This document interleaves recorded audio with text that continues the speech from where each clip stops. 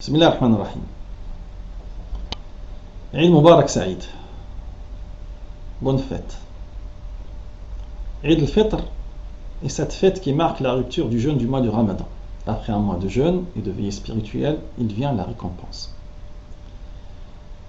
Cette fête est considérée comme la petite fête en comparaison avec la grande fête qui est la fête de Eid al-Adha, d'où l'appellation Eid al-Saghir. Cette fête est célébrée le premier jour du mois de Shawwal et il est vécu par les croyants comme une adoration. Eh oui, une fête peut être une adoration. Car la notion d'adoration en islam englobe tous les aspects de la vie d'un musulman. Reste à savoir quel statut a cette célébration. Elle est obligatoire, elle est facultative, elle est recommandée.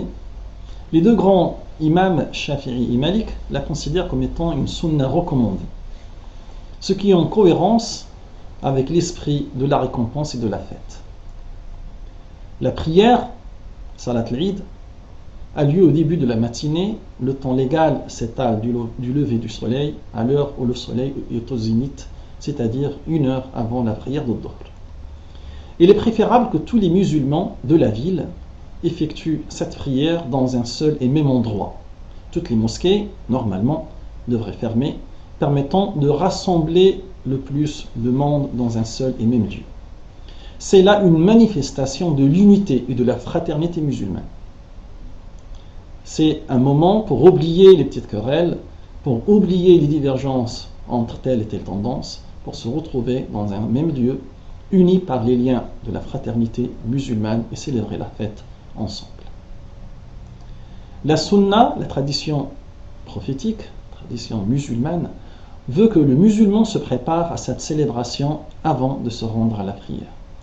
Il doit prendre une douche, se parfumer, mettre ses meilleurs habits, prendre son petit déjeuner, de préférence composé de dattes, car Anas affirme que le prophète Mohammed sallallahu alayhi wa sallam ne se rendait jamais à la prière de Eid al-Fitr avant de prendre quelques dates. Hadith rapporté par Ahmad al-Bukhari. Une fois sur les lieux, il prend une place et fait at-takbir en répétant la formule Allahu Akbar, Allahu Akbar, Allahu Akbar 3 ou 2 fois, suivi par La ilaha illallah Allahu Akbar, Allahu Akbar wa lillahi alhamd. Cette formule a été choisie par Omar ibn Khattab, par Ibn Mas'ud et par d'autres imams comme Imam Ahmed et Ishaq. Le takbir est la meilleure façon pour remercier Dieu dans de tels moments. De tels takbir, on le trouve même dans la prière, car cette prière spéciale, prière de Eid, renferme le takbir.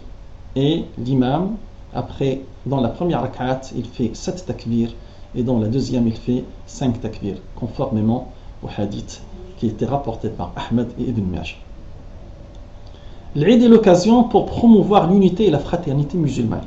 Aucune barrière entre les musulmans, ni ethnique, ni linguistique, ni politique, ni sociale.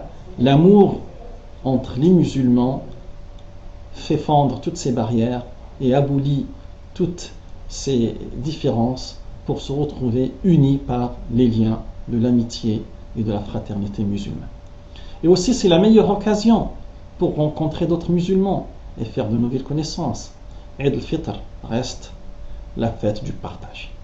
D'où l'obligation pour le jeûneur de s'acquitter de la zakat avant la prière de l'Eid. Le but de cette aumône, c'est de réparer le jeûne, mais c'est surtout de dessiner la joie sur la bouche des tristes, des diminués et des pauvres. La règle est que cette aumône soit distribuée aux pauvres de la même ville, mais dans des cas particuliers, lors des catastrophes, des famines, il est préférable de l'envoyer aux victimes de ces fléaux. Le cas, en l'occurrence de la Somalie, est un cas et un exemple qui nous interpelle. Pourquoi on vous demande d'envoyer votre zakat à ces musulmans pauvres et de partager avec eux la joie de ce mois et de cette fête. La Eid al-Fitr est aussi la fête du pardon, car pour mériter le pardon divin, Il faut avoir la capacité de pardonner à ses semblables humains et de leur faire miséricorde. Il est inconcevable que le Eid arrive sans que les musulmans fâchés ne puissent se réconcilier, enterrer la hache de guerre et renouer avec la paix et l'entente. Aussi, l'Eid est une occasion pour souhaiter à nos concitoyens non musulmans avec qui on est lié par la fraternité citoyenne, nos vœux de bonheur, de paix et de réussite. À la France entière, notre cher pays, une sortie de la crise, une prospérité accomplie. Bonne fête, kullu amin wa antum bi khayr wa taqabbal Allahu minna wa minkum salih al-a'mal.